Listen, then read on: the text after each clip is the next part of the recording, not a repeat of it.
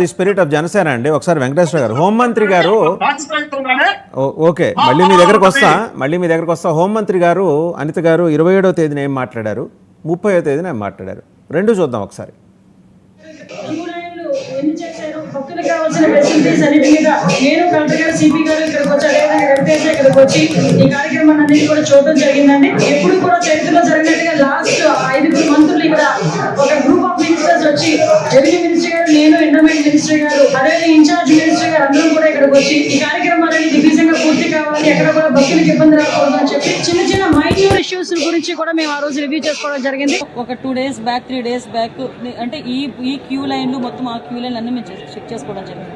ఇది unfortunate thing. అక్కడ గోడ ఉంది. ఆ గోడ పిల్లర్తో కట్టాడా, సిమెంట్తో కట్టాడా, బ్రిక్తో కట్టాడా అన్నది ఎవరు కూడా మేము చూసుకోవడానికి మాకు.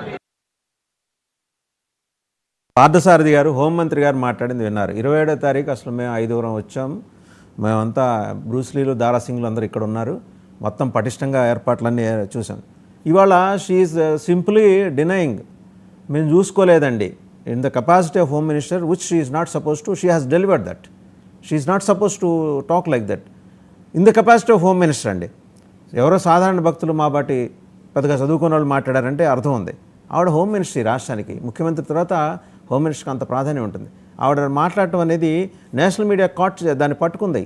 హోమ్ మినిస్టర్ ఏంటి ఇట్లా మాడుతున్నారు ఏంటి అని. మరి 5 మంత్రులతో వెళ్ళింది, మేము అసలు ఇరగదీసి ఏర్పాట్లు చేసామని చెప్పింది మీరే, ఇవాళ వచ్చి చెబుతున్నది మీరే, నిర్లక్ష్యం జరిగిందని. కాంట్రాక్టర్ మీ ఎదురుగుండా ఉన్నాడు, మీరు కొండను తవ్వద్దు బాబు, కొండ అది దేవుడిది, దాన్ని తవ్వమాకండి, ఎలుక రెడీగా ఉంది, బోన్ మీరు తీసుకొచ్చి పెడితే పడుతుందని చెప్పినా వినకుండా కమిషన్ ఏర్పాటు వేసుకోండి, నథింగ్ రాంగ్ అని వేసుకోవాలి కూడా. దాని మీద ఒక 2-3 నెలలు తాత్సారం చేసి జనం ఇది మర్చిపోయేదాకా జనం మర్చిపోతారు. పీపుల్స్ మెమరీ షార్ట్ లివ్డ్, మీకు తెలియదు కాదు పార్థసారథి గారు. ఇంత బాధ్యత రహిత్యం ఏంటంటే నాకు అర్థం కాదు. ప్రభుత్వం తొక్కిసలాడి జరిగితే టీటీడీ బోర్డు చైర్మన్ ఉదాసీనంగా, నిర్లిప్తంగా ఆయన జరుగుతూ ఉంటాయి. ఇంట్లో మనుషులు, ఆవుల గురించి మాట్లాడమంటే ఇంట్లో మనుషులు బాటలు లేదా అంటాడు. పవన్ కళ్యాణ్ గారు సారీ చెప్పమని అడిగితే సారీ చెబితే ప్రాణాలు తిరిగి వస్తాయంటాడు. ఏంటి సార్ ఈ అడ్మినిస్ట్రేషను? పొద్దున్న లేస్తే మీరు సరే ఆయన అలా చేశాడు కాబట్టి 11కి కన్ఫైన్ అయ్యాడు, ఇవాళ ఆయన గురించి పెద్దగా చెప్పుకోవాల్సిన అవసరం లేదు. బట్ మీరేమీ అనుకోవట్లేదు. ఆ జనసేన ట్వీట్ చూసారా, దాని కింద కామెంట్స్ చూసారా? అంటే జన సైనికులు ముచ్చింతేనే మీరు సంతాపం చెబుతారని సిగ్గు అనిపించట్లా?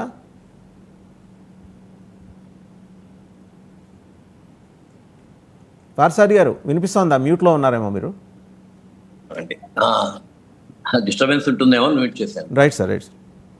నమస్కారం అండి, అందరికీ నమస్కారం.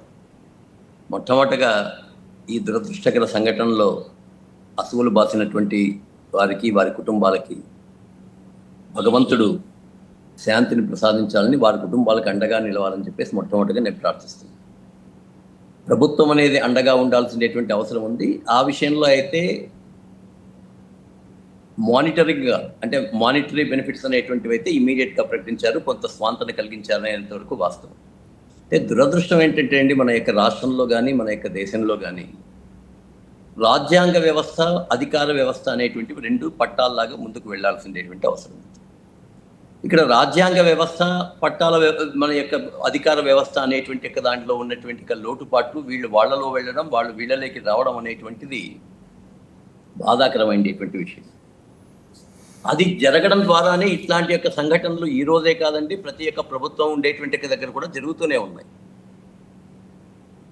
ఈరోజు ప్రతిపక్ష నాయకుడిగా జగన్ గారు విమర్శించడం మంచిదే, ఎందుకంటే బాధ్యతగా విమర్శించారు. కానీ ఆయనకు ఆ అర్హత లేదు అని చెప్పేసి నేనంట. ఎందుకు అంటే అంతర్వేదిలో జరిగింది, రామతీర్థంలో జరిగింది, విజయవాడలో జరిగినటువంటి యొక్క వస్తువుల యొక్క ఇవి జరిగింది. దాన్ని ఏం చేశారండి? ఎన్ని సంవత్సరాల తర్వాత అయినా దాన్ని ఇంతవరకు